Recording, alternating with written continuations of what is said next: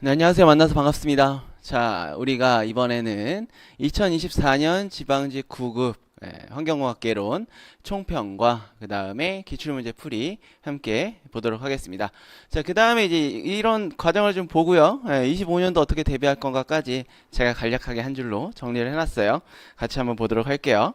자, 먼저 24년도 우리 지방직 9급 환경공학개론 문제 제가 느낀 걸 한번 말씀을 좀 드리면 난이도는 이제 중2라고 좀 했는데 사실 굉장히 쉬웠어요, 문제가. 그리고 중2라고 한 이유는 살짝 까다로웠었던 이제 문제가 뭐 한두 문제 정도 있었고, 그거가 이제 좀 어떻게 보면은 개론에서 살짝 좀 벗어난 어떤 그런 범위지 않을까, 이런 생각을 좀 해서 중2라고 표현을 했고요.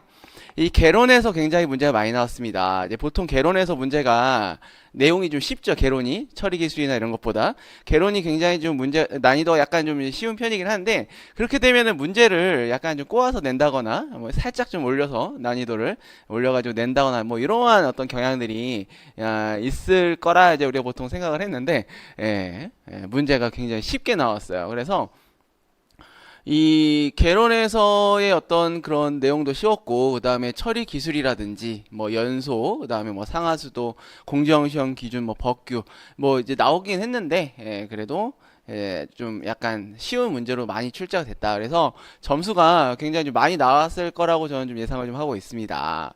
범위는 넓으면서 문제 난이도는 좀 쉬웠다. 24년도 이렇게 볼 수 있고요. 그리고 꼭 여기 이런 데서 문제를 좀 냈어야만 했냐 뭐 이런 것도 사실 좀 있었고, 그 다음에 법 같은 경우에 우리가 이거 내가 뭐 안 봤던 내용인데 하더라도 우리가 그냥 기본적으로 이제 알고 있는 어떤 환경의 어떤 기본적인 소양, 교양적인 내용들 이걸로 해결을 할 수가 있었던 부분도 있었습니다. 자, 그래서 특징을 한번 보면은 이론이 좀 많았어요. 계산이 좀 적다. 그리고 계산 문제도 굉장히 쉬운 걸로 나왔죠. 그래서 우리가 뭐 계산할 때 사실 뭐 사칙연산 때문에 시간이 좀 많이 걸리고 뭐 이런 어려움도 공부하면서 있었을 수도 있는데, 그런 것들은 거의 없었던 그런 시험이었습니다. 공정시험 기준과 법규가 굉장히 쉽게 나왔어요. 이제 트렌드가 된 것 같아요. 그냥 여기서는 한두 문제씩 나온다. 쭉 나오고 있죠. 대기와 수질에서 당연히 좀 이거는 쭉 그대로의 어떤 트렌드긴 한데, 대기와 수질에서 출제 비중이 높았습니다. 그래서 앞으로도 대기와 수질, 특히 수질 쪽에서의 문제가 더 많이 좀 더 비중을 좀 갖고 있고요. 그 다음에 대기인데, 이게 뭐 아시겠지만 제가 뭐 항상 강조를 하지만 뭐 대기 수질 폐기물 토양 지하수 뭐 여러 가지가 있긴 해요. 하지만 이게 어떻게 보면은 다 연결돼 있어요. 그래서 우리는 과목을 좀 나누는 거는 사실 뭐 조금 지양을 하고, 그다음에 나와도 이제 수질 대기 이쪽에서 좀 많이 나왔다 이렇게 볼 수가 있게 되겠습니다. 그리고 뭐 폐기물이랑 뭐 연소공학, 그다음에 소각 뭐 이런 것들이 다 대기랑 수질이랑 연결이 되어 있기 때문에 뭐 그것도 같이 참고를 했으면 좋겠어요. 그다음에 최근에 환경 이슈와 관련해서 우리가 탄소 중립 뭐 이런 뉴스들 많이 봤을 텐데요. 여기 이제 하나 나왔죠. 우리가 어떻게 보면은 이제 환경직을 이제 하는 거기 때문에 공부도 공부지만 이제 지금 세상이 어떻게 돌아가는지, 환경적인 어떤 이슈가 있는지 뭐 이런 것들 좀 이제 보면은 참 좋긴 한데, 그와 관련된 내용이 문제가 하나 나오긴 했습니다. 근데 이게 그렇게 어렵진 않았어요.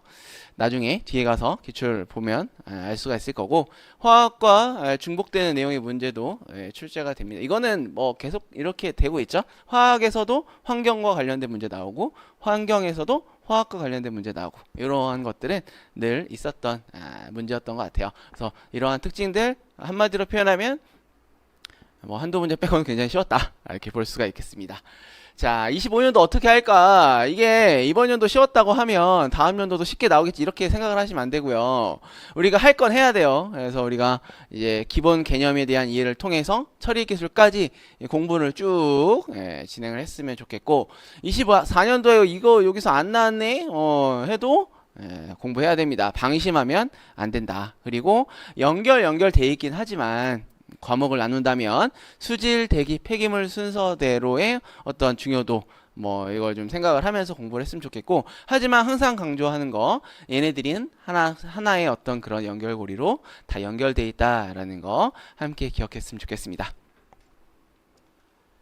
자, 기출문제 같이 한번 풀어보는 시간을 또 갖도록 할게요. 자, 보면 1번부터 볼게요. 자, 이 물환경 보존법상 점오염원과 비점오염원에 대한 설명을 옳은 것은 해서 나와 있는데, 이 점과 비점이라는 개념은 우리가 지금 이거는 물 환경이죠. 수질 환경과 관련해서 처음 공부를 할 때, 또는 뭐 환경공학 개론을 이제 처음 우리가 접할 때, 수질에서는 점과 비점, 그 다음에 뭐 대기 같은 경우도 뭐 비슷한 내용 용어가 있어요. 이 지금 점오염원을 이제 비점오염원이랑 구분할 수 있겠는가 이건데, 점오염원은 말 그대로 이 포인트, 이 점에서 나오는 거예요. 배출구가 하나여야 돼요.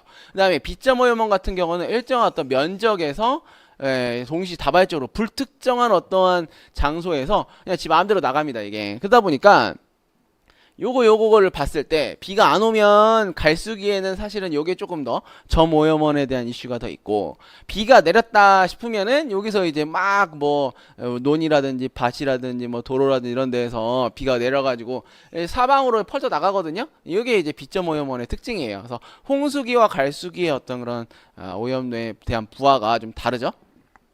옳은 걸 고르래요. 농지는 점오염원에 속한다. 점이 아니죠. 비점오염원에 속하게 됩니다. 자, 도시, 도로, 산지, 제가 방금 뭐 설명을 드렸는데 점오염원에 속한다 되어 있어요. 이게 이제 이것도 비점오염원 이렇게 가져야 되고요. 1번, 2번 봤을 때 어떻습니까? 논, 밭 이거고, 도로, 산지 뭐 약간 어때요? 규모가 좀 넓죠? 그리고 얘네들은 하나의 배출구가 있진 않아요. 1번, 2번을 같은 걸로 보고 1번, 2번 내용 같은 내용이네 하고 답이 안 되겠네 생각하면 벌써 4개 중에 2개는 답이 아닌 걸 우리가 확인을 할 수가 있죠. 그 다음에 폐수 배출 시설의 관로예요. 요거는 이제 여기에 해당합니다. B점이라고 되어 있는데 이거 점오염원에 해당을 하죠. 정답은 4번이 되겠습니다. 그래서 농지는 B점오염원, 도시, 도로, 산지 다 B점오염원이 되겠고요. 그 다음에 폐수 배출 시설 관로는 점오염원에 속합니다. 여기 지금 4번 보기가 비점오염원은 불특정 장소에서 불특정하게 오염물질을 배출하는 오염원이다. 어떻게 보면은 비점오염원의 정의를 설명한 그런 내용이 되겠습니다. 정답은 4번. 자, 공장 폐수의 BOD5 측정에 대한 설명으로 옳지 않은 거, 이것도 내용 자체가 굉장히 어때요? 우리가 물환경, 수질환경 공부 좀 했다. 초반에만 하고 말아도 이거는 어때? 알 수 있는 내용이에요. 굉장히 중요했었고, 중요하고 그 다음에 자주 나올 수 있는 내용 중에 하나인데, 내용이 굉장히 좀 쉬운 보기들로 채워져 있어요. 시료를 결정된 희석 배율로 희석한다. 이거는 이제 BOD5 자체가 우리가 원수를 가지고 그대로 할 수는 없습니다. 공정시험 기준을 이제 사실 조금 더 이제 깊이 있게 들어가 보면 DO의 소비율 자체가 40에서 70% 사이에 이제 들어오도록 희석을 이제 해서 이제 진행해라 이런 말이 있고요. 그 다음에 생각을 한번 해봐요. 이거 미생물로 실험을 하는 건데, 정말 그 이제 오염 잔뜩 돼 있는 그런 더러운 물을 가져다가 딱 실험을 하려고 해요. 그러면은 얘네들이 갑자기 가혹한 환경 속에서 살아남을 수 있겠습니까? 미생물이 다 죽어요. 살 수가 없어. 그쵸? 우리도 뭐 건강을 생각해서 그냥 적절하게 다 골고루 먹어줘야 되는데, 너무 헤비한 것만 막 진짜 몇 년을 먹었다 그럼 몸에 이상이 생기겠죠? 그러니까 그런 형태로 보시면 돼서, 어떠한 물인지에 따라서 희석 배율이 있고, 희석 배율이 있는 이유는 공정시험 기준 상에 사실 40에서 70% 사이의 어떤 그 소비율, 요거를 이제 하도록 하는 건데, 그거를 물어봐도 우리는 사실 맞출 수는 있었어야 했어요. 근데 뭐 간단하게 희석해서 한다 이렇게만 했으니까 넘어갈 수 있겠죠. 측정을 위해 호기성 미생물을 측정한다 되어 있습니다. 이게 지금 BOD가 이름부터 시작해줘야 돼요. BOD가 뭐냐? 바이오로 시작하면 바이오. 그쵸? 생물학적이라는 말이 들어가요. 당연히 호기성 미생물 요걸 이제 이야기를 하는 거고, 식종이라는 거는 사실 희석을 할 때 우리가 이제 미생물이 없는 어떤 그러니까 BOD 값이 안 나올 수 있는 폐수도 있거든요. 그럼 BOD를 어떻게 하냐? 미생물 일부러 집어 넣어요. 그래서 그거에 안에서 관계를 해가지고 계산해서 산정할 수 있습니다. 자, 그 다음에 질소산화물의 산화로 소비된 DO를 측정한다 돼 있는데요. 이게 잘못됐죠?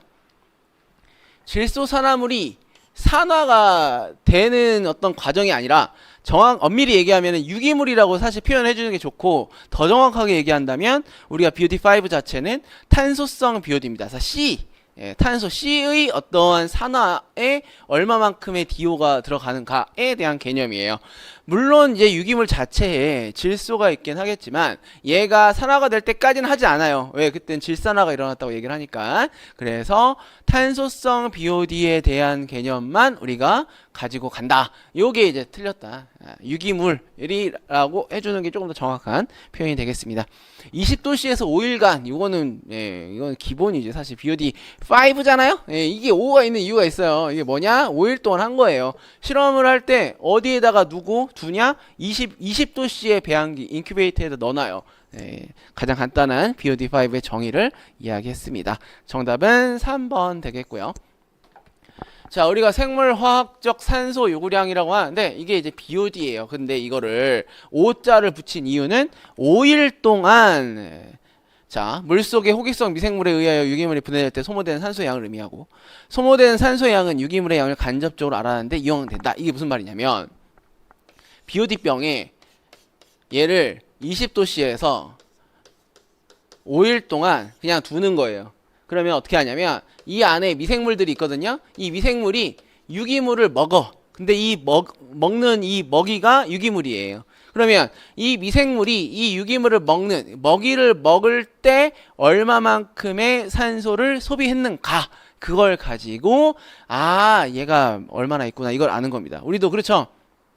막 먹어요. 계속 먹어. 그러면은 숨도 뭐 많이 쉬어야 되고 활동도 많이 더 하고 뭐 이런 거잖아요. 결국은 그때에 소비된 산소 양과 아무것도 안 해 가만히 있어 그때 숨 쉬는 양과 다르죠. 내가 막 농구하고 축구하고 운동하고 할 때 숨 쉬는 양과 그 다음에 가만히 앉아있을 때 숨 쉬는 양과 이게 다르잖아요. 그래서 그 숨 쉬는 양을 가지고 내가 얼마만큼 일을 했는가, 뭐 운동을 했냐, 뭐 밥을 먹었냐, 이걸 이제 산정을 하는 겁니다. 그래서 간접적이다라고 이야기해요. 알고 싶은 건 뭐예요? 얘 숨쉬는 양을 통해서 요 양이 얼마인지를 알아내는 거예요. 요거예요. 그 다음에 BOD5라고 했죠? 요거 20도씨 5일 동안. 그러면은 20도씨에서 뭐 7일 동안 있었어요. 그럼 뭐라고 해야 돼요? BOD7 7이라고 합니다. 뭐 이틀 동안 있었어요. 그럼 뭐라고 해야 돼요? BOD2 이렇게 이야기를 하죠. 그런데 그러한 값들은 법에서 우리가 채택을 하진 않아요. 5일 기준으로 우리가 사용을 하고 있습니다. 그래서 BOD5가 제일 많이 나오고, 탄소성 BOD와 그 다음에 질소성 BOD라는 게 있어요. 자, 보면 탄소성 BOD는 아까 방금 설명드린 게 다 탄소성 BOD에 대한 거의 내용이에요. 탄소화물 얘가 분해되는데 얼마만큼의 산소가 소모되느냐, 요게 이제 탄소성 BOD고요. 이게 좀 시간이 지나다 보면은 뭐가 나오냐면 질소성 BOD, 이제 얘가 이제 분해되기 시작합니다. 그때가 뭐냐면은 질산화가 진행이 되는 그런 시기가 돼요. 근데 우리가 알고 싶은 거는 얘거든. 그러니까 요거 가기 전에 그만해야 돼, 실험을. 그게 한 5일 정도 됩니다. 일주일 정도가 지나면 7일, 뭐 8일 넘어간다. 그러면 그때는 뭐가? 이 질산화가 진행이 되기 때문에 내가 원래 알고 싶어 하는 그런 값보다 살짝 높은 값이 나올 수가 있어요. 자, BOD5는 질소성 BOD의 영향을 받지 않고 탄소성 BOD의 양을 알아내는데 이용을 하게 되겠습니다. 그래프로 보면은 요 정도 우리가 이제 볼 수가 있는데, 자, BOD5에서 요게 5죠. 그 다음에 여기서부터 뭐가 일어났어요? 이렇게. 이게 질소성 BOD예요. 즉, 요 부분이 한 7에서 한 8일 정도 될 건데, 이게 지나면 어떻게 된다? 질산화가 일어나는 어떤 그런 시기랑 맞물리게 됩니다. 그래서 요거에 이제 연결돼가지고 처리 기술에 활성 슬러지법에서 뭐 이게 좀 시간이 많이 지났다, 뭐 그러면 이제 질산화가 일어난다, 뭐 pH는 내려간다, 그 다음에 질산화 다음에 탈질이 온다, 뭐 이런 것까지 연결이 쭉 되는 거거든요. 그래서 BOD5 이렇게 내용이 되겠습니다. 자, 다음 문제 볼게요. 부용량화가 증가하는 원인이 아닌 거 돼 있는데, 이것도 이제 뭐 보통 좀 여기에서 난이도가 좀 높이려면 뭐가 나와야 되냐면은 부용량화의 어떤 방지 방법이라든지 뭐 이런 것들도 이제 있을 수가 있긴 한데요. 내용을 한번 볼까요? 보기를. 일단 부영양화는 부 많다는 거죠. 뭐가 영양이 많다 이 뜻이에요. 이게 어떤 걸 많이 이제 있으면은 얘가 생기냐. 결국은 질소와 인의 유입이 많아지게 되면은 이게 이제 생기게 되겠죠. 그러면 이 부영양화가 나타나는 어떤 그런 환경이 있습니다. 어디냐면은 우리가 정체성 수역이라는 말을 써요.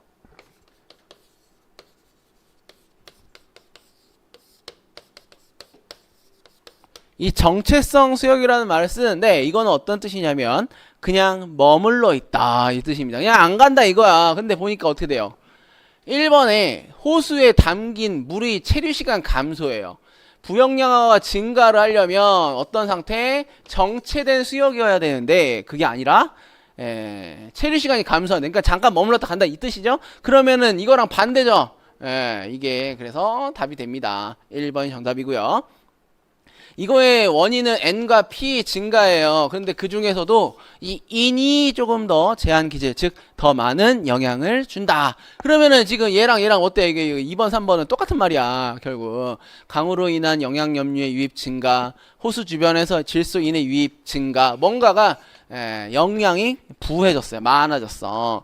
그 다음에 인간 활동에 의한 영양물질 유입 증가. 자, 어때요? 느낌이 이게 2번, 3번, 4번 지금 뭐 어떻게 보면 다 똑같은 말 하고 있어요. 그러면 2번, 3번, 4번이 똑같은 의미면 내가 부영양화 몰라도 얘네도 어때?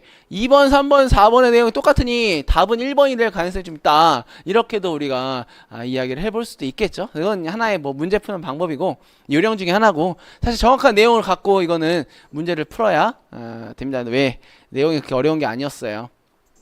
부영양화 현상에서 나와 있어요. 보면 질소와 인의 증가, N과 P가 증가하게 되면은 이거를 좋아하는 친구들이 많아집니다. 당연하겠죠? 조류가 증식을 해요. 그럼 얘네들은 뭐 하냐? 이제 광합성을 해요. 그러면 광합성량이 증가를 합니다. 그러면 광합성은 뭐예요? CO2랑 H2O가 포도당 C6H12O6와 산소가 되는 과정이죠. 낮에는 이거하고 사실 밤에는 호흡을 하긴 해요. 그러면은 이게 이제 CO2가 감소하고 광합성량이 증가하게 되면 pH가 또 상승하고 용존산소가 증가합니다. 왜? 광합성을 많이 했으니까. 그랬는데 이게 이제 뭐 영원히 사냐? 그렇진 않죠. 얘네들이 이제 죽었어요. 왜? 굉장히 많은 상태가 된 거지 결국은. 그리고 얘를 먹고 사는 애들이 증가를 하는 거야. 걔네들이 누구냐면 호기성 박테리아입니다. 자, 다시 한번 정리를 하면 영양염류 우리가 얘기하는 N과 P가 증가를 하면서 이 친구들을 좋아하는 애들이 증식을 합니다. 얘네들이 무슨 역할을 하냐면 광합성을 하긴 해요. 그러면 얘네들이 많아졌어. 한 개체가 많아지면은 그렇죠? 얘를 또 좋아하는 어떠한 이 무리가 증가하게 되는 거예요. 얘를 먹어야 되니 먹고 사는 애들이니까. 근데 이 친구들은 호기성 박테리아야. 얘네들은 누구예요? 조류야. 그런데 얘네가 뭐 활동하면서 광합성을 하고 뭐 이렇게 증식하는 뭐 활동하는 살아가는 이러한 이 패턴에 얘가 더 큰 거죠. 왜? 얘는 산소를 증가시키는데 얘는 산소를 소비하면서 얘를 잡아 먹어요. 여기를 보니까. 그러니까 결과적으로는 이 수환경, 물 환경에서 어떻게 됩니까? DO가 내려가게 됩니다. 그러면서 혐기성화가 되고 악취가 발생하게 된다. 뭐 이러한 일들이 부영양화 이렇게 되겠어요. 뭐 가장 간단한 방지 대책으로는 이 인, 질소 이런 영양염류의 유입이 없어야지 사실 되겠죠. 자, 그래서 부영양화 현상이 발생해가지고 호수의 부영양화 현상은 호수의 온도 성층에 크게 영향을 받고, 즉 온도 성층이라는 말을 쓰긴 했는데 이거는 이제 성층 현상에서 정체성 수역의 층이 이제 분리가 약간 좀 있으면서 온도에 의한 층의 어떤 분리가 있으면서 밀도 차에 의해서 정체된 수계의 안정도가 높아진다 뭐 이런 말도 쓰는데요. 물이 안 움직인다 이 개념이에요. 식물성 플랑크톤의 생장을 제한하는 요소가 되는 영양식물은 질소와 인, 이 중에서 인이 더 중요한 제한 물질입니다. 그래서 이 인을 이제 뭐 좀 제거를 좀 하자 해가지고 우리나라의 지금 그 하수처리 시설들에 굉장히 많은 곳에 이 인을 제거하는 장치들이 많이 들어가 있어요. 자, 그 다음에 이제 뭐 산이나 뭐 평야 뭐 유차하고 호수는 수심이 얇고 식물성 플랑크톤의 등식으로 녹색 또는 뭐 갈색으로 흐리다. 이 부영양화가 이제 뭐 나중에 뭐 그러한 녹조 현상이라든지 이런 것들로 연결이 또 되겠죠. 평가를 하는 모델이 있습니다. 이게 지금 이제 이름이 뭐 좀 한 번 정도 물어볼 수 있긴 했었는데 볼렌바이더라는 모델이 이 부영 영화를 평가하는 그런 모델이 됩니다. 그래서 여기에 뭐 수치를 입력을 해가지고 아 이거 지금 뭐 부영 영화의 어떤 정도가 어느 정도 된다 뭐 이렇게 나타낼 수 있어요. 자 다음 폐기물 관리 시 폐기물 발생 단계에서 최우선으로 고려해야 할 사항은 네 있습니다. 이게 이제 폐기물을 처음에 이제 뭐 공부를 하지 않더라도 알죠. 어떻게 알아요? 일단 요즘은 버리는 게 다 돈이에요. 버릴 때도 돈이고 살 때도 돈이야. 어떻게 해야 돼요 이거? 발생 억제 및 최소화지. 이거는 환경을 내가 그냥 교양으로 좀 알고 싶다. 나 그냥 교양으로 들을래 해도 사실. 그리고 요즘은 초등학교 가도 어때요? 쓰레기 줄여야 돼요, 늘려야 돼요 하면 줄여야 돼요 다 알아. 그래서 최우선으로 고려해야 할 사항은 발생 억제 및 최소화 되겠습니다. 이건 사실 뭐 설명할 게 별로 없어요. 소각, 매립, 뭐 회수인데 이거를 염두에 두고 하냐? 물론 뭐 그럴 수는 있겠죠. 아 얘를 이제 뭐 처리를 할 때 뭐 어떻게 해야 되겠다 생각할 수 있겠지만 그거는 나중에 두 번째, 세 번째에 대한 개념이고 제일 첫 번째는 얼마나 발생을 억제하고 최소화를 할 것인가 이 개념입니다. 자, 소각은 이제 뭐 중간 처리 단계고 매립을 이제 최종 처분, 그다음에 연소, 폐열, 에너지 회수 뭐 중간 처리 단계인데 이런 부분에서 뭐 고민을 해볼 수는 있겠지만 우리가 발생 단계에서 고려해야 될 거는 억제와 최소화. 자, 해양 유리 오염 발생 시 방지 조치를 옳지 않은 것 돼 있어요. 근데 이게 지금 뭐 1번, 2번, 3번, 4번 있는데 한번 읽어보면 유흡착제로 해소하여 제거한다. 이거 기름이니까 닦는 거 뭐 이렇게 비슷하게 생각하시면 되겠고 유처리저를 살포하 유를 분산시킨다. 뭐 이제 뭐 그 가루 같은 거 막 뿌리거든요. 사실 뉴스나 이런 데 보면 그 다음에 이제 선박 이용해서 흡수한다 돼 있어요. 근데 4번이 이제 정답인데 1번, 2번, 3번 같은 경우는 기본적으로 그걸 이제 오염된 물질이나 이런 것들을 분해하거나 회수하거나에 대한 개념이에요. 근데 4번이 어떤 개념이냐면 깨끗한 심층수로 희석 확산시켜 유리의 농도를 낮춘다에 되어 있습니다. 이게 사실 이거 지금 이게 약간 정치적인 내용이 좀 있기 때문에 조심스러운데 얘는 어떻게 보면은 이만한 기름이 지금 바다에 나왔거든요. 이게 농도를 따지면 여기만 갖고 농도를 계산해야 돼요. 그럼 얘가 농도가 100이었어. 근데 얘를 골고루 다 퍼뜨렸어요. 이렇게 이런 식으로. 얘는 1이야. 이런 게 100개 있겠죠? 그러면 농도는 1이에요. 100에서 1로 줄였지만 양은 어때요? 양은 똑같아요. 이거는 근본적인 어떠한 제거나 처리에 대한 개념으로 사실 볼 수는 없어요. 희석이기 때문에. 그래서 여기에서 옳지 않은 거를 4번으로 우리가 생각을 하면 되겠습니다. 해양 유리 오염에서 희석 확산의 유리 오염의 농도를 낮추는 거는 적절한 방지 조치로 될 수가 없습니다. 깨끗한 심층수인데 이것도 어때요? 저 밑에 있는 바닷물이에요. 끌어올려가지고 이제 한번 이제 뒤섞어가지고 농도를 낮춘다라는 개념이거든요. 그렇죠? 그래서 정답은 4번이다.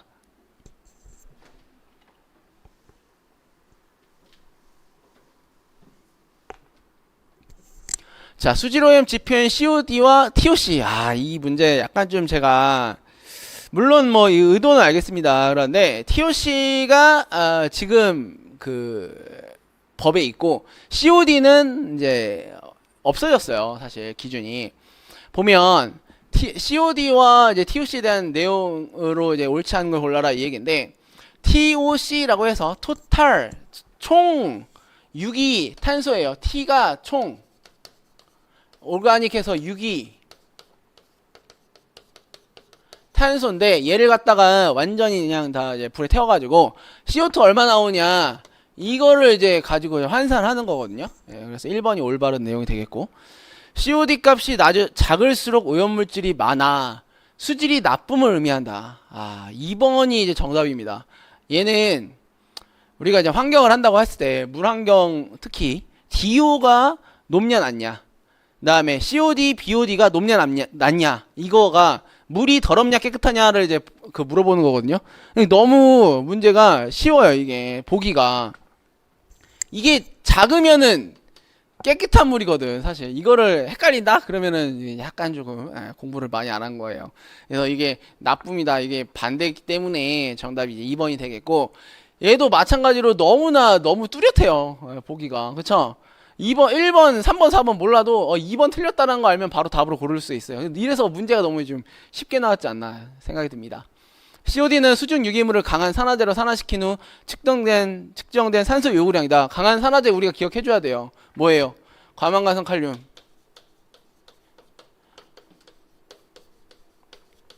다이크롬산 칼륨, 얘네 둘 갖고 하는 거죠. 이거 가지고도 문제 얼마든지 사실 뭐 나올 수 있습니다. 뭐 산화수를 구해라, 아니면은 뭐 얘 이름은 뭐냐, 이런 것들. 근데 24년 현재 TOC가 물환경 보존법령상의 배출오염 기준 항목으로 적용되고 있다. 24년뿐만이 아니라 몇 년 전부터 계속 하고 있습니다. 그래서 바뀌었어요. 24년 현재도 되고 있고, 23년도 되고 있었고, 22년도 되고 있었고, 이렇습니다. 자, 그래서 COD 값이 작으면 오염물질량이 적고 수질이 좋은 거죠. 그만큼 이제 산화를 할 유기물이 없다는 얘기이기 때문에 이렇게 되겠습니다. TOC 토탈 오가닉 카본에서 유기적으로 결합되어 있는 탄소의 총량을 의미하며 완전 연소 시 CO2로 배출된다. COD는 이제 강력한 산화제를 이용해요. 그래서 유기물을 이제 분해를 시키는데 그 산화제가 얼마나 들어갔는가, 그걸 가지고 산소의 양을 환산을 합니다. 산성 과망간성 칼륨법, 염기성 과망간성 칼륨법, 다이크롬산 칼륨에 의한 방법, 그래서 세 가지로 시험 방법이 되어 있고요. COD, MN, CR 이렇게 이제 표기를 하는데 과망간성 칼륨 같은 경우는 두 개가 있다고 그랬죠. 산성 이런 식으로 표현하고요. 염기성 뭐 이런 식으로 이제 표현을 합니다. 그래서 생물학적으로 이제 좀 안 된다 하는 경우에 COD를 예전에 했었고, 특히 이제 해수, 염소의 어떤 그런 방해가 있다거나 하는 경우에도 가능했었는데요. 지금은 이제 TOC를 채택을 해서 적용을 하고 있습니다. 자, 유기성 폐기물을 염기성 소화 시 나오는 가스의 성분 중 에너지로 사용되는 거 돼 있어요. 이게 지금 뭔가 NO2, CH4, 메탄, HCHO, PAN인데 뭐 메탄이 되겠죠. 그래서 염기성 소화라는 개념 자체가 우리가 이러한 유기물이 어떻게 돼요? 유기산이 됐다가 이 유기산이 결국은 이 염기성 미생물에 의해서 분해가 되겠죠. 이때 요 C가 어디로 갑니까? CO2랑 메탄이 되는데 얘가 그때 나오는 에너지로 쓸 수 있어요. 그래서 염기성 소화, 즉 뭐 하수처리 시설이나 이런 데 가보면 소화조가 있는데 걔네들이 가스가 막 나오거든요. 얘네들을 가져다가 보일러를 이제 뗀다든지 이래요. 뭐 우리 집 보일러가 아니라 그 소화조 가온을 해줘야 돼요. 여름에는 상관없겠지만 겨울에는 어때요? 춥지. 추운데 중온소화 뭐 30에서 35 유지해줘야 되는데 밖에 영하 20도예요. 그러면 안에가요. 춥잖아요. 그래서 그때 뭐 뗀다든지 뭐 이렇게 합니다. 나머지는 근데 이거를 갖다가 이 지금 뭐 폐기물이라고는 했지만 뭐 사실 수질 문제일 수도 있긴 한데요. 이거를 나머지의 특징은 어디서 찾아볼까 하는 생각을 되게 많이 해봤어요. 그랬더니 결국은 대기오염물질 외에는 뭐 우리가 환경화학 개론에서는 특별히 나오진 않았던 것 같아요. 그래서 대기오염물질에 나오게 되겠습니다. 자, 염기성 소화 보면은 우리 염기성균의 활동에 의해서 슬러지가 분해되는 분해되어 안정화되는 것이다. 얘네들의 목적이 결국은 안정화, 부피, 무게 감소, 병원균, 살균인데 염기성 소화의 그 슬러지가 다음으로 넘어가거든요. 그게 어디예요? 탈수죠. 염기성 소화인 경우에 슬러지의 그 소화 슬러지의 탈수가 굉장히 잘 돼요. 그래서 우리가 염기성 소화를 많이 채택을 하고 있고, 물론 아까 얘기한 그런 가연성 성분인 메탄, 에너지가 될 수 있는 얘도 나오게 됩니다. 자, 그래서 너무 이제 농도 높아가지고 이제 호기성으로 처리하기 힘들다 하면은 이런 분뇨 이런데 염기성 소화조를 채택을 하고 있죠. 자, 여기는 염기성 분해 단계인데요. 여기는 똑같이 제가 한번 적어 볼게요. 복잡한 유기물. 얘가 아까 CHONS 걔네들이 나온 거예요. 그 다음에 여기가 뭐냐면은 유기산이야. 그리고 이제 이 산 생성 단계라고 하는데 여기는 가수분해라고 하고요. 가수분해 단계에서 산 생성 단계가 됩니다. 그래서 이 유기산이 수소가 그 다음에 아세트산 그 다음에 여기에서 메탄이랑 이산화탄소로 가는 거예요. 물론 이제 뭐 화살표가 이렇게 지금 돼 있긴 하는데 그래서 여기가 메탄 생성 단계 이렇게 이야기합니다. 그래서 형기성 분해 단계를 간략하게 그림으로 표현했는데 우리는 아까 유기물이 유기산이 됐다가 결국은 메탄, CO2 뭐 이런 걸로 된다. 이렇게 기억하셔도 돼요.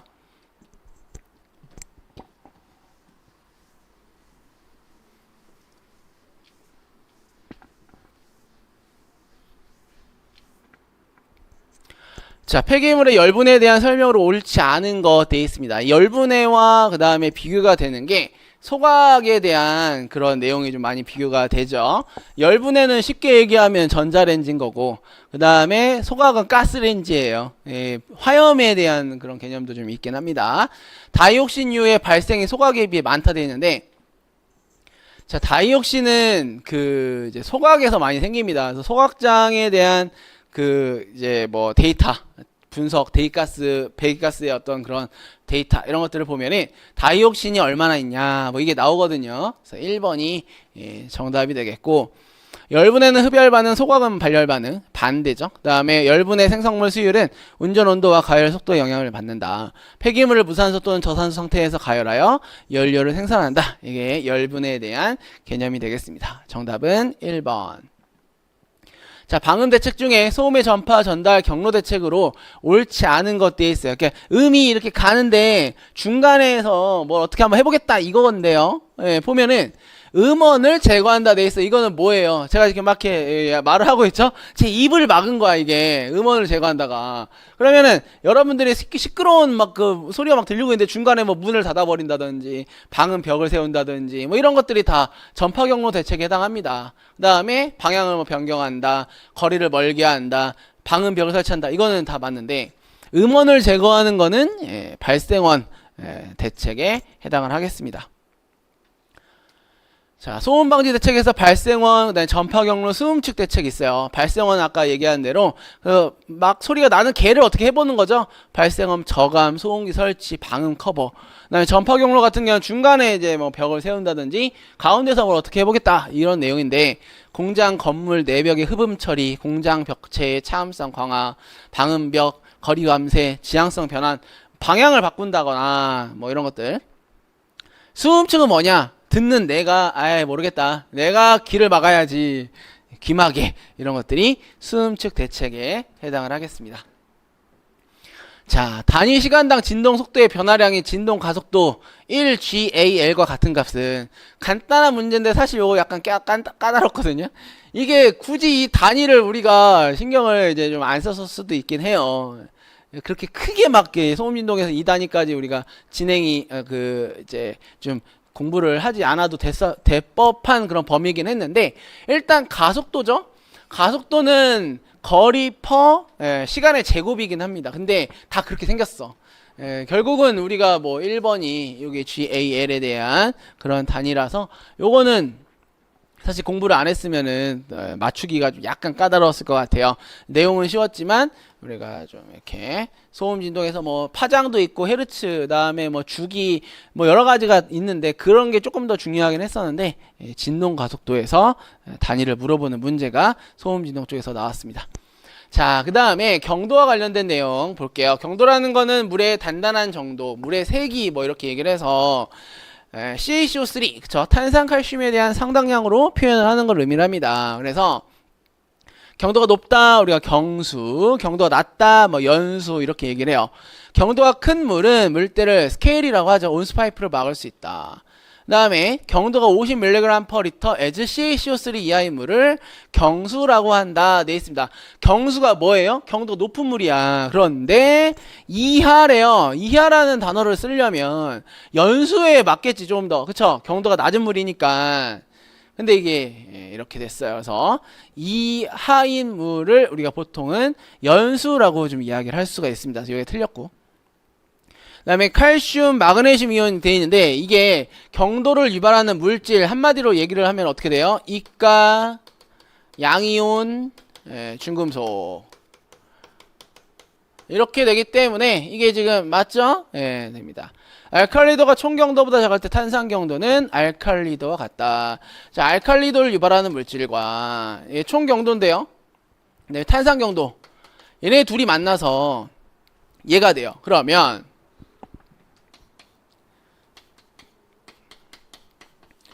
크다 하면은 이 알칼리도는 누구랑 같냐?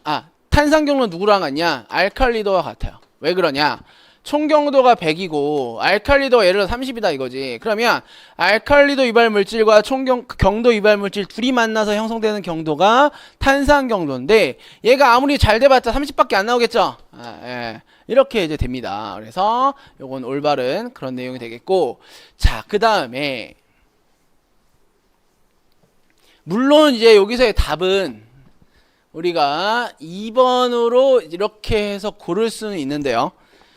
정확하게 우리가 경도를 얘기를 할 때 75를 기준으로 갑니다. 0에서 75가 이제 이하인 물을 연수라고 하고, 연수는 0에서 75, 그다음에 약한 경수, 여기서부터 경수란 말이 들어가죠. 75에서 150, 강한 경수 150, 300, 아주 강한 경수 300 이상 이렇게 얘기를 하는데, 요게 이제 어떤 기준이냐, 음용수 기준이냐, 아니면 뭐 용수에 따라서 이제 약간의 그런 기준들이 좀 다르긴 합니다. 그래서 WHO 같은 경우에는 또 이걸 60으로 또 보기도 하고 이래요. 그래서 그 어떠한 물을 가지고 이제 얘기를 할 거냐에 따라 보는 시각이 약간 다른데, 그래도 얘는 틀렸다. 그렇죠?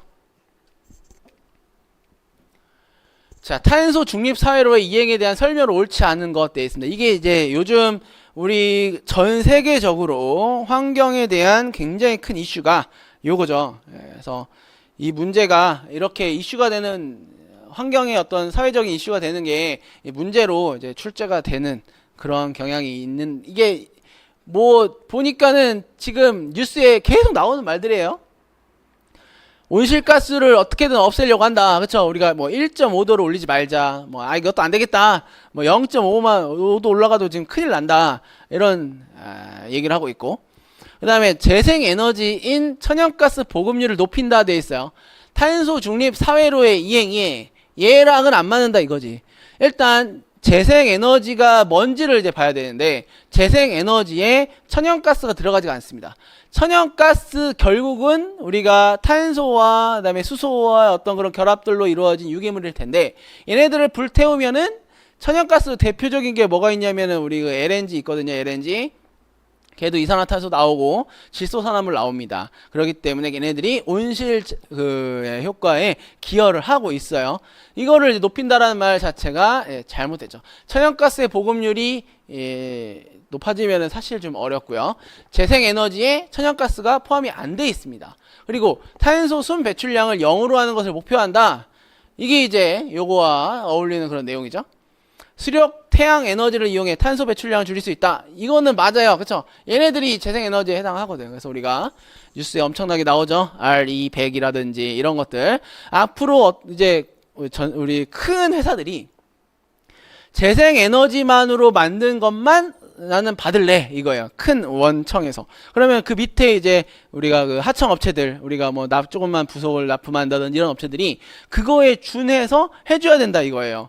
2차 그 도급 업체들이. 그래서 이런 내용들이 여기에 이제 비슷한 우리 뉴스에서 듣는 그런 것들입니다. 재생에너지는 천연가스가 포함이 되지가 않다 이거죠. 요거는 사실 법에서 찾아볼 수가 있어요. 신에너지 및 재생에너지 개발 이용 보급 촉진법에서 이런 게 나와 있습니다. 신에너지 기존의 화석 연료를 변환시켜 이용하거나 수소, 산소 등 화학 반응을 통하여 전기 또는 열을 이용하는 에너지로서 다음의 것들을 해당한다.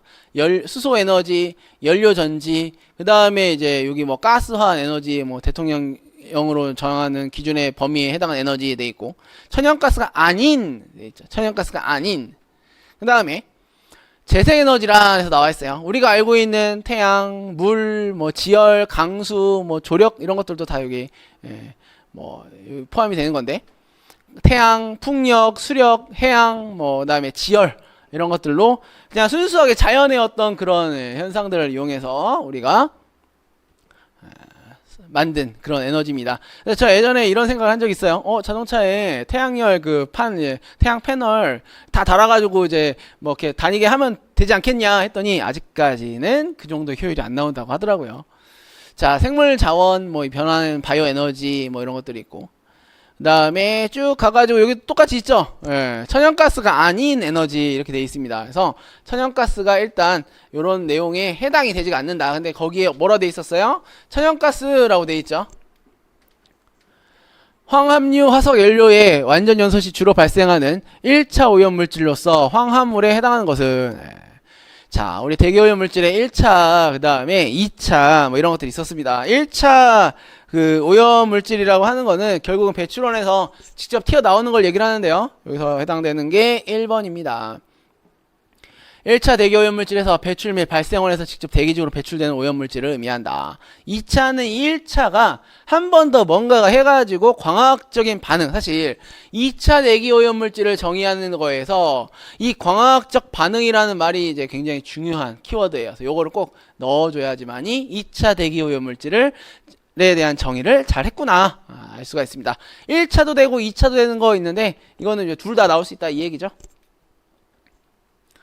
자, 에틸렌 1몰이 완전 연소될 경우 부피 기준 공연비 안에 다 들어가 있어요.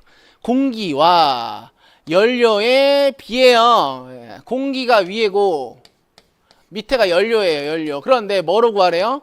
부피 기준으로 구하래요. 그 다음에 부피비가 0.21이다. 자, 우리가 그러면 에틸렌이 일단 뭔지를 알아야 되는데, 야, 이거 뭐야. 에틸렌이 뭔지 안 써놨어. 치사하죠? 자, 그래서 보면, 이제 에틸렌이라는 거는 우리가 이 아세틸렌이 있고 사실 에틸렌이 있는데, 에틸렌이 4개짜리예요. 2개가 아세틸렌. 아라고 하면 뭐예요?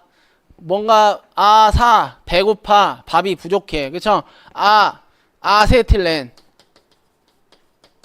가뜩이나 지금 탄소 2개에 수소가 부족하게 결합되어 있는데 아자가 붙으니까 더 부족한 거야. 2개. 에틸렌은 뭐다? 4개. 그래서 많이들 헷갈려 합니다. 그럼 얘가 산소랑 결합을 해야 되죠? 이렇게.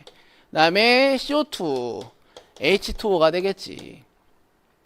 자, 그리고 이 문제를 이렇게 에틸렌이 뭔지도 안 알려주고 이렇게 그냥 했다. 이게 난이도를 나는 살짝 올리겠어요. 뭐 이런 개념인데 우리가 화학이랑 열심히 했다 하면은 에틸렌 정도야 정말 많이 나오는 거였기 때문에 어렵지 않을 겁니다. 그 다음에 이제 개수를 맞춰보면 되거든요. 2개죠. 그러면 수소 몇 개? 4개. 그럼 여기도 4개 있어야 되지? 이렇게. 마지막에 산소의 개수를 맞춰볼 건데, 요거는 몰라요. 아직 네모 곱하기 2는 2는 4, 1은 2 이렇게 돼요. 그럼 네모 얼마? 네모가 3이 됩니다. 자, 요런 거 할 때 우리가 뭐 전혀 뭐 그런 거 의식할 필요가 없어요. 나는 구구단 하러 온 게 아닌데, 우리 개수 잘 맞춰보면 되는 거기 때문에. 자, AFR이니까 공기와 연료의 비죠. 연료는 1이야. 그럼 얘는 그냥 1이네. 몰비가 1이지. 1몰 3몰의 산소와 만나서 2몰의 CO2와 2몰의 H2O가 나오는 거니까. 그러면 나 이거 다시 부피로 바꿔야 되나? 부피로 바꾸려면 어떻게 합니까? 22.4리터. 뭐 이렇게 뭐 해줘도 되겠죠? 이상기체 상태이며 온도 압력은 일정하다. 뭐 0도 실기압으로 가정하면 되니까. 근데 이렇게 하면 돼요? 이렇게 하면은 힘들어. 왜 힘드냐면 숫자가 너무 커져요. 어차피 몰비와 부피비는 같기 때문에 그냥 하면 됩니다. 22.4를 쓸 필요가 없어. 이게 1리터라고 할 수도 있는 거잖아요. 그래서 그냥 1로 가면 돼. 1. 자, 이거와 같아요. 똑같다 이거야. 그러면 이때 필요한 산소 양은 3이네. 공기를 구하래요. 그럼 어떻게 하면 돼? 공기 양은 산소에 이론 산소량에다가 뭘 나눠줍니까? 예, 얘를 나눠주면 되지. 이렇게. 그게 바로 공기의 양이 됩니다. 부피비 또는 몰. 얘를 갖다가 여기다 넣어주면 되겠네. 이렇게. 요것만 계산을 잘 해주면 되는데, 이게 우리의 머리를 한 번 더 쓰게 만들었어. 세상에. 1.4 곱하기 10, 2.4 곱하기 10, 뭐 9.53. 왜 이거를 갖다가 굳이 이렇게 했을까? 예, 보기를 뭐 좀 보기 편하려고 했나 모르겠지만 우리는 어떻게 해야 돼요? 그냥 계산 다 해야 돼요. 그래서 AFR을 부피로 이제 계산하면은 1분의 3 곱하기 0.21분의 1입니다. 이것도 20%라고 문제의 조건이 나오면 0.2만 하면 되는데 21%라고 콕 찍어서 나왔기 때문에 0.21로 나눠줘야 되겠죠. 급하게 해야 됩니다. 급하게 계산을 그냥 정확하고 빠르게. 그러면 우리가 결국은 3 곱하기 0.21분의 1이니까 이거 바로 합니까? 바로 해요? 이 0.2 나누기 해야 되네. 결국 0.21분의 3이네. 뭐 이거 가지고 이제 뭐 3 해가지고 뭐 0 이렇게 약분이라는 거 먼저 해야 되겠죠. 그래서 얘 1이고 얘는 0.7 이렇게 될 겁니다. 그래서 0.07분의 1이 결국은 되는 건데 14.2857 나와요. 그러면은 1.4 곱하기 10이라고 써주면은 뭐 대략 비슷하겠죠. 이렇게 해서 계산을 해라.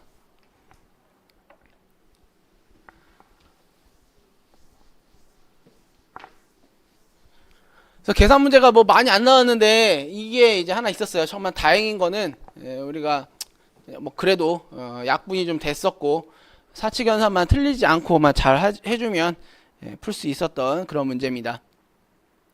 자, 수소가 10 웨이트%, 수분이 15 웨이트% 함유된 도시 폐기물의 고유 발열량 3,600 kcal/kg일 때 듀로 형식을 사용하여 계산한 저희 발열량은 돼 있습니다. 다음에 물의 온도는 일정하고 물의 증발열은 600 kcal/kg이다.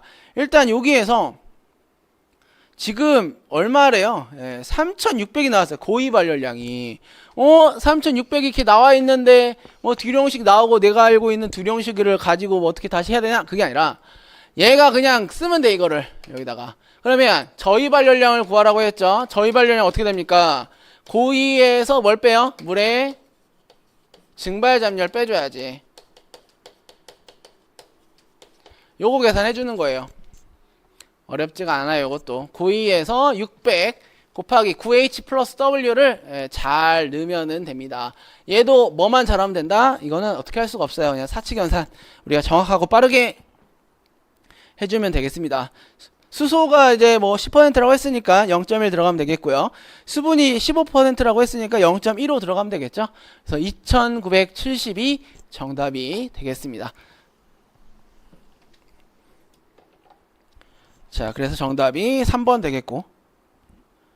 자, 얘는 문제가 다 있어요. 문제가 토양 증기 추출법이래요. 토양에 뭔가가 들어가 있는데 증기를 이용해서 꺼내 오겠다. 증기, 뜨거운 수증기, 뭐 뜨거운 공기, 뭐 이게 증기인데 우리가 알고 있는. 그러면 뜨거운 게 들어가서 얘를 살살살살 건드려 가지고 나오게 하려면 휘발성이 낮은 애가 가능하냐? 그게 아니죠. 얘가 열을 살짝만 받아도 어때요? 쉽게 휘발이 되면서 나와줘야지. 그쵸? 그래야지만이 되죠. 뭐 땅속에 있는 애가 꾸물꾸물 거리면서 지렁이처럼 꾸물꾸물 거리면서 물이 뭐 흘러 나온다든지 고체로 나온다든지 그런 거 아니잖아요. 기체 상태의 어떤 유전기가 나오는 그거를 잡아내는 겁니다. 그래서 토양, 흙, 증기, 우리가 이제 뭐 알고 있는 뜨거운 그 어떤 공기 덩어리 얘로 갖고 이제 제거하는 거기 때문에 이 휘발성이 높은 애에 대한 제거 효율이 높겠죠. 그래서 이름이 얘는 다 했다. 통계대 깊이에서 이용하고 증기가 들어갈 수 있는 정도의 어떤 깊이에 가능하다 이 얘기예요.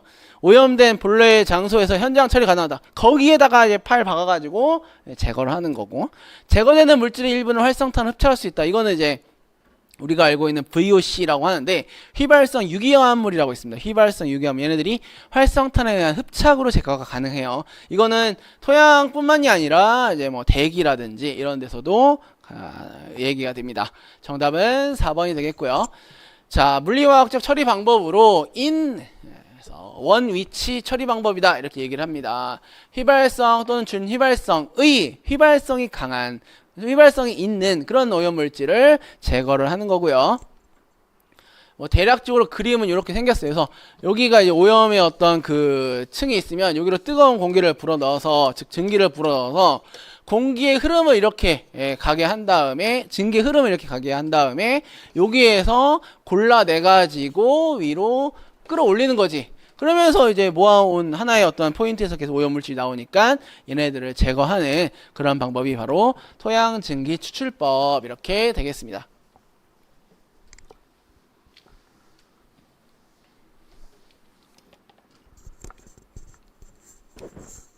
자, 이 문제. 자, 제가 이제 시험 딱 끝나고 이제 딱 기출문제 다운을 받아가지고 이제 한번 읽어봤어요. 아, 어떤 문제가 나왔나. 환경정책기본법 시행령상 수질 및 수생태계에 대한 하천의 생활환경 기준에서 좋음 등급의 기준으로 옳지 않은 것 딱 여기까지 읽어봤을 때, 야, 설마 여기서 낼까 치사하게. 그래서 문제 시험들 여기서 내면 우리 학생들 어떻게 하라고. 왜냐면 그 내용이 굉장히 많고 매우 좀 좋은 뭐 쭉 등급이 있고, 그 다음에 이게 되게 종류도 많아요. 그래서 이거는 외우기가 참 어려워요. 외워야만이 또 풀 수 있고. 그래서 아, 이거 너무 진짜 너무한 거 아닌가라는 생각이 좀 들었는데, 보기를 보는 순간 아, 그렇구나라는 이해가 좀 됐어요. 자, 총 유기탄소 용존산소 총인 총대장균인데 얘네들은 얼마 이하, 얘네들이 숫자가 높으면 나쁜 물, 더러운 물이에요. 숫자가 높으면.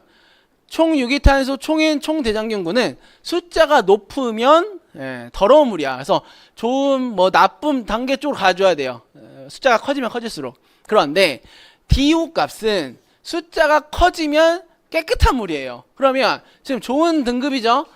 좋은 등급에서 DO 값이 5 이하다라고 얘기할 수가 없어. 왜? 이거 이하면은 점점점 나쁜 더러운 물 쪽으로 가는 거기 때문에 그렇습니다. 그래서 이상이라는 개념이 용존산소에는 적용이 돼요. 그러면 그 내용만 알면 DO가 높을수록 깨끗한 물이구나라는 것만 좀 어느 정도 이해를 했으면은 찍더라도 얘를 찍어야 돼. 그렇죠? 그래서 아, 이런 어떠한 출제자의 의도가 좀 숨어 있지 않았나라는 생각이 좀 들고요. 물론 그 수치를 이제 다 이제 외우고 있었다라고 한다면은 크게 뭐 그냥 이제 골라내면 되니까. 근데 숫자가 똑같아. 5 이상이어야 돼. 이상. 여기가 바뀌었어요, 이게. 그래서 어떠한 이 오염물질에 대한 특성을 이해를 하고 있는가? 요거를 물어보는 문제였던 것 같아요, 제 생각에. 정답은 그래서 2번입니다. 자, 다음 중 오존 파괴 지수 ODP라고 하는데 얘가 가장 큰 거. 일단 오존을 잘 파괴를 시키는 친구들은 뭔가가 좀 많이 달려있고 다양하게 달려있어요. 예, 그런 친구들이 있고, 이 ODP에 대한 기준이 CFC11, 얘를 1로 기준으로 해서 다른 애들은 이거에 비해서 얼마나 많은 오존을 파괴하는가에 대한 지수를 의미합니다. 111, 113, 물론 내가 이거 봤을 때 정확하게 이게 뭔지는 잘 모르더라도 탄소를 기준으로 해서 뭔가 좀 비슷한 애들이 있어요. 물론 실제로 얘네들의 ODP 값도 비슷합니다. 할론이라는 건 뭐냐면 1301 했는데 얘가 탄, 불, 염, 부예요. 그래서 탄소에 불소와 염소와 브롬이 결합되어 있는 물질 할론이라고 해요. 그러면 CFC 같은 경우에는 우리가 뭐 탄소와 불소와 염소에 대한 개념을 한번 보거든요. 근데 뭐가 더 있어? 더 많아 얘네. 그래서 ODP를 이렇게 표현을 하는데 결과적으로 보면은 1.0, 0.8, 1.1 해서 얘네들은 좀 약간 비슷한 그런 수치고, 얘가 10이에요. 제일 많아요. 그래서 오존의 소모를 얼마나 시키는가에 대한 개념이고, 이게 이제 얘네들 말고도 많잖아요. 그래서 브롬이 이제 뭐 많을수록, 브롬이 많이 달려있을수록 ODP 값이 좀 높아지는 그런 경향은 있습니다. 항상 근데 얘네들이 또 딱 맞게 이제 그 개수만큼 늘어나는 건 아니에요. 그래서 물질마다 각각의 고유값들이 약간의 그런 양상은 이제 조금 비슷한 양상은 있지만 숫자들은 이제 다 다르거든요. 오해 없게 이렇게 굉장히 큰 숫자로 차이가 나게 보기에 깔아줬고, 그 다음에 우리가 이 답을 고를 때 물론 이 숫자를 모르더라도 탄, 불, 연, 부 이런 걸 알았다면 뭔가 다른 데는 없는 무언가가 하나 더 있을 때 얘네들이 좀 더 오존을 더 많이 소모를 하겠구나, 요렇게 개념을 좀 생각해주면 문제를 또 맞출 수 있었겠죠. 자, 이 문제가 저는 그 전체적인 문제 1번부터 20번까지 중에 제일 좀 까다로운 문제이지 않았나 이런 생각이 좀 듭니다. 자, 공기희석 관능법에 의한 복합 악취의 판정에 대한 설명으로 옳은 것은, 이건 내용이 어디 있냐면 악취와 관련된 법이 있고 공정시험 기준이 있는데 거기에 들어있는 내용이에요. 자, 악취 옳은 걸 이제 봐라. 4번이 정답이죠. 강도가 5, 참기 어려운 냄새로서 호흡이 정지될 것 같아 같이 느껴지는 정도다. 이것도 마찬가지로 이 내용을 내가 알고 있지 않았다면 문제를 좀 풀기는 어려웠을 것 같아요. 자, 보면 노르말 뷰타놀을 사용해서 이제 기준 용액을 정하고요. 1은 감지 냄새로서 무슨 냄새인지 알 수는 없지만 냄새를 느낄 수 있을 정도의 상태.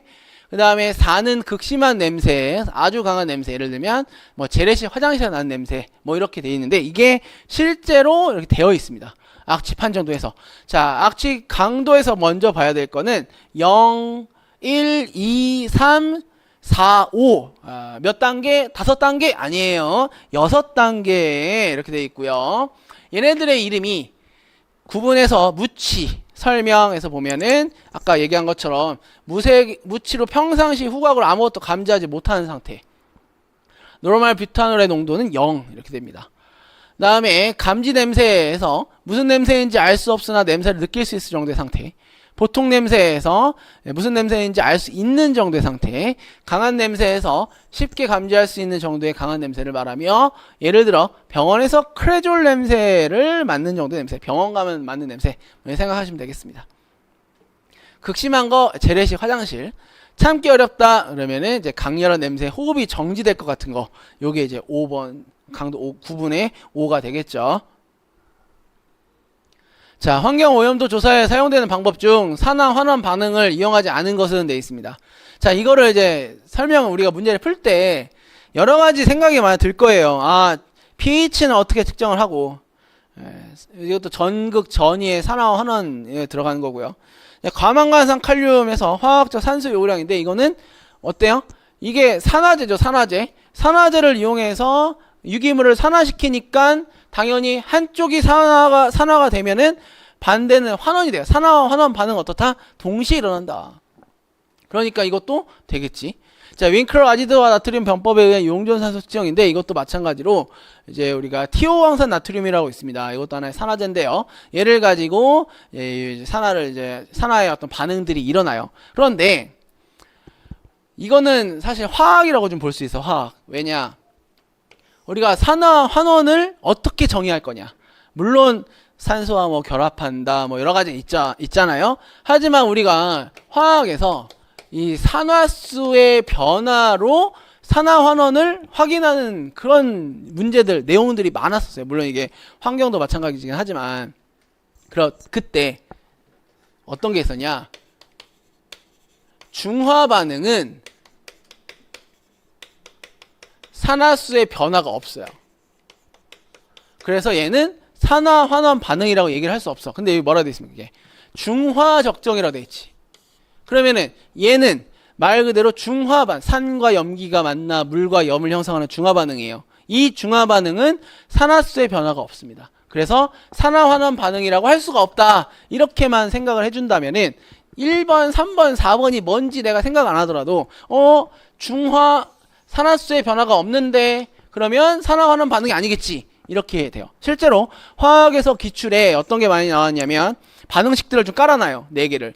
다음 중 산화 환원 반응이 아닌 것은 찾아라 이거지. 그럼 뭐예요? 산화수의 변화가 있냐 없냐를 찾아야 돼. 그런데 그 산화수의 변화가 없는 반응의 예로 중화 반응이 굉장히 많이 나와요. 그래서 이런 것들 조금만 공부하셨다면은 이 문제도 쉽게 우리가 가져갈 수 있지 않았을까 생각이 됩니다. 중화 반응은 산화수의 변화가 없기 때문에 산화 환원 반응이라고 할 수가 없게 되겠습니다. 자, 이렇게까지 해서 24년도 기출 모두 풀어봤고요. 뭐 시험을 보신 분들은 좋은 결과가 있었으면 좋겠고, 시험을 또 보실 분들은 이 내용을 통해서 여러분들 한 걸음 더 나아갈 수 있는 그런 시간이 되었으면 좋겠습니다. 감사합니다.